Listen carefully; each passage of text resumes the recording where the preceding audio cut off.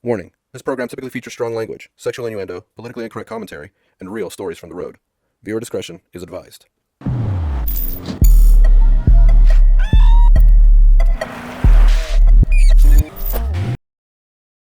Yeah, Canada.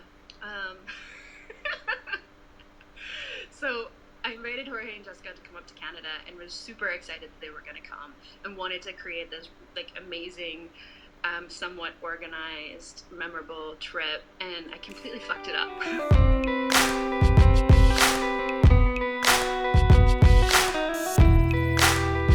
With our time in Bozeman at an end, we packed up all our stuff in the van and set off northwards towards Canada. We are now headed up into Canada. Jessica has prepped the van. She has gotten rid of any contraband that we might be carrying. I don't know what that could be. And I think we're free and clear to cross. I think. We'll see what happens.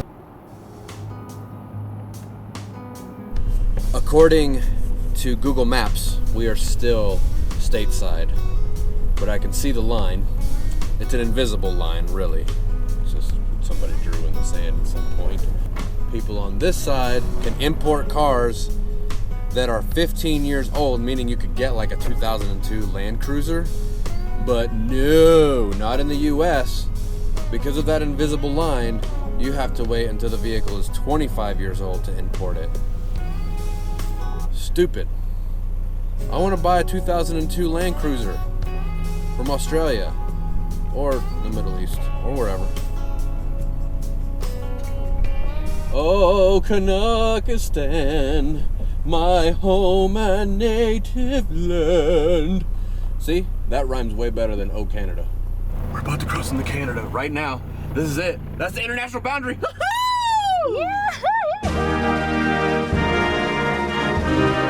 While this is not our first time into Canada ever, this is kind of the first time that counts. Because we went to Niagara Falls like 10 years ago or something. Yeah. That didn't really count. No. We're getting old. God damn, we're getting Things old. are starting to be 10 years ago, 15 years ago. Oh my god. 10 years ago? I was back when I had perky titties. Everybody is going into Canada. Nobody's coming into America. Land of opportunity, my ass. Take that, Neil Diamond. They coming to America. Except through this fucking border crossing. I don't know, I don't think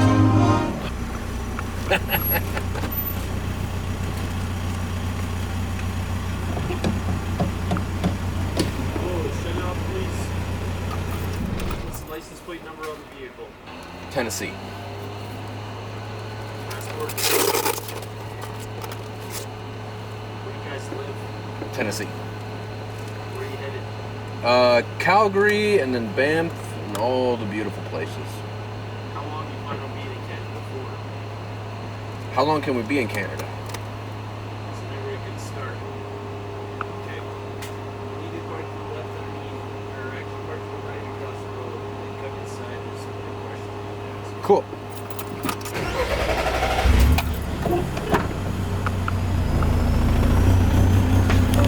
So, a couple pieces of advice. Number one, when you're crossing an international border, don't pull up to the custom agent's window blaring the national anthem. They aren't amused. Second thing, when they ask you how long you plan on being in the country, make sure that you have a date in mind for when you plan on leaving. Don't ask the question, well, how long can I be in the country? That doesn't go well, because then they sequester you and they ask you a bunch of questions and they almost don't let you into their country. So keep those things in mind. Your border crossing experience will go much smoother than ours did. So with that being said, let's get back to it. Almost didn't let us into Canada. They sequestered us. All right, hang on, I gotta show you something.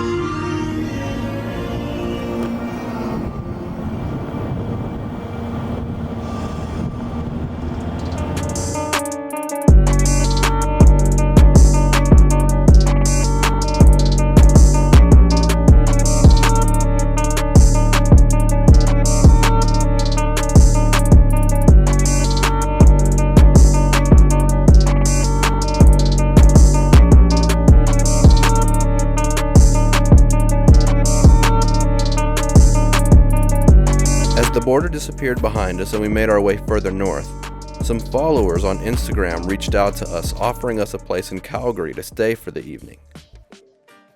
There was that one night, after several months of following them on their account, I remember that night very clearly. that Amber and I realized that we were both following the same account. I was like, do you know who these people is? And We were keeping track because they were making their way up north and we knew they were gonna come to Canada. so he said something like, I have just sent a message to them. They can just spend the night with us and we can just talk about our adventures. And so he did it. And I say, it's no way. They probably have so many places to go in Canada. And I never thought they will be saying yes to come to our house. Julio said to me, you know what? They are coming to our house and we're gonna host them. So when they came over, it was just kind of, when you have that chemistry to people, that it just happened very spontaneously. You don't feel it's like strange people coming to your place. Yeah. People with good vibes that are coming to share good stories. And you're providing them the opportunity to stay, and hang around for a little bit, catch a break from living in a van, and move on from there. Yeah. So we pull into Calgary late last night around like 10:30 or so, and then we get hit up on Instagram by some folks that they're like, hey, you guys are in Calgary, you should come hang out, eat dinner at 10:30. Hispanics eat dinner very late. Anyhow, we were like, dope, let's do it. So we came and we met up with these folks, and they're Venezuelans and they live here in Calgary, and they have a really awesome Toyota. I'm not going to show you everything about them just yet because we might be going camping with them in a few weeks. So we'll go over everything then, but needless to say, this was a clutch invite because we did not have any idea where to stay last night in Calgary. So anyways, now we're headed to Canmore, just outside of Banff. Good things coming. All right, we've made it to our campsite here at Nutsack Campground. What's it called, Jessica? Arc de la Sacs? Sacs de Arc? I don't know. It's something French and nutsacky sounding. And we're expecting our friend Gemma. My name is Gemma Stone. I have a Volkswagen Euro van that Jessica named Onyx, and that name stuck because it's awesome. Now I am living in Calgary, Alberta, and not on the road as much as I have been and as much as I would want to be, but I work here as a clinical psychologist, have a private practice. Who you sort of kind of met last season. Briefly, very, very briefly. We met her and her baby daddy and her babies down in Baja. We ended up lining up something in Baja and met on this really remote beach on the coast. And it's actually one of my favorite stories because I was such a newbie van lifer, didn't really know what I was doing, and we ended up driving into a sand pit. And we felt like we were in the middle of nowhere. Literally, I was terrified that we were not going to be able to figure out how to get out of the sand pit. I was so angry that we were stuck. And Jorge and Jessica came in with the dad and pulled us out. And it was this big, heroic rescue mission the first time we met. So it was a really good way to get started. Yeah. Little fella, what's up, man? Good to see you. What's up, buddy? Hey. Hi. Hey. Good to see you. Good to see you. How are you guys doing? Good, we just ate a little food and with the crew assembled, we began to settle into camp. Gemma's boys, Jackson and Colton, sat down to carve sticks before deciding to head down to the lake. And once that got old, we went back up to camp and started working on a fire. It wasn't long, though, before the park's officer showed up to inform us that we were violating some campsite rules. I'll let Gemma explain it. He made reservations in a place that we couldn't have reservations, or we couldn't have two vans, or I thought there was not going to be a fee, and there was a fee.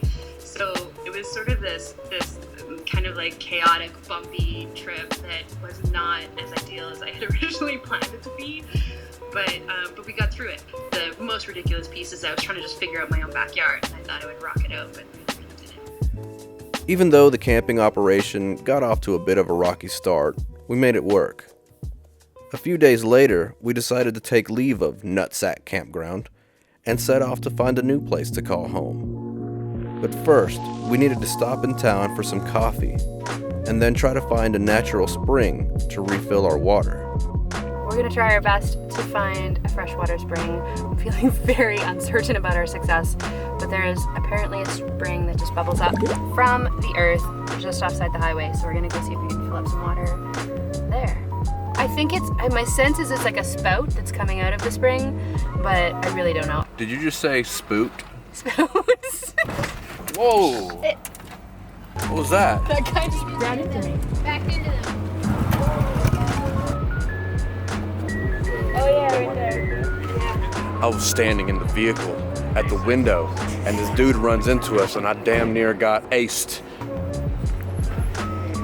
God, come on. So, I heard what you just said. What did I say? A bad word, right? Yes. Well, you don't repeat those, okay? We'll bleep those out in the video. Oh, fine. You got it? Okay. Yes. If you ever have the grand opportunity to have your children around me, I'll teach them all the words. Your Eho caught me saying a bad word. Did he ask you what it meant? No, he didn't ask me what it meant, but he said he heard what I said. And I said, we'll bleep that out in the edit. Oh, that's good. Make it like child friendly. All right, Cool. let's get on it.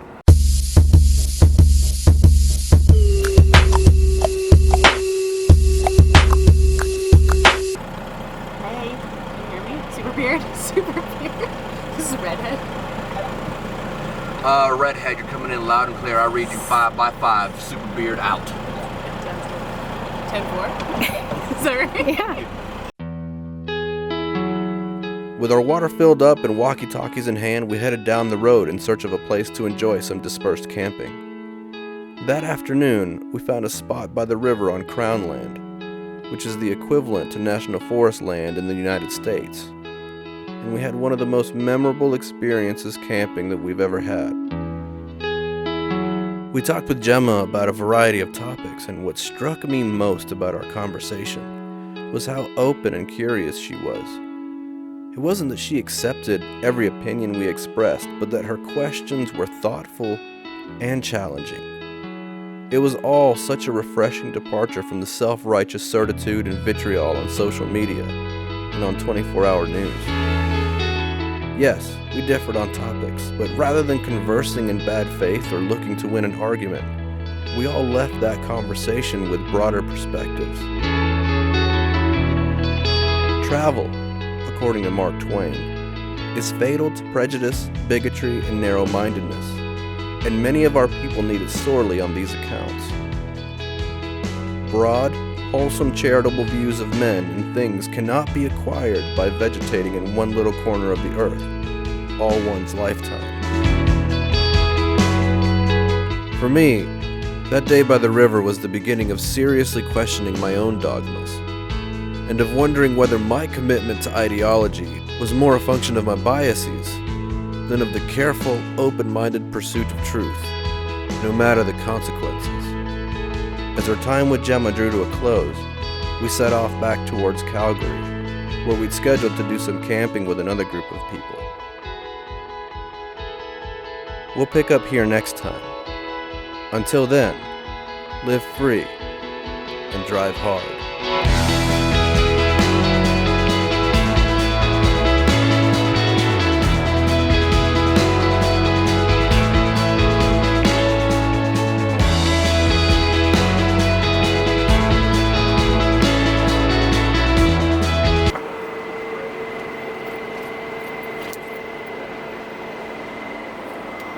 How about this one, buddy? Yeah. Remember to be careful. I don't always hand children knives. When I do, make sure they're extra sharp.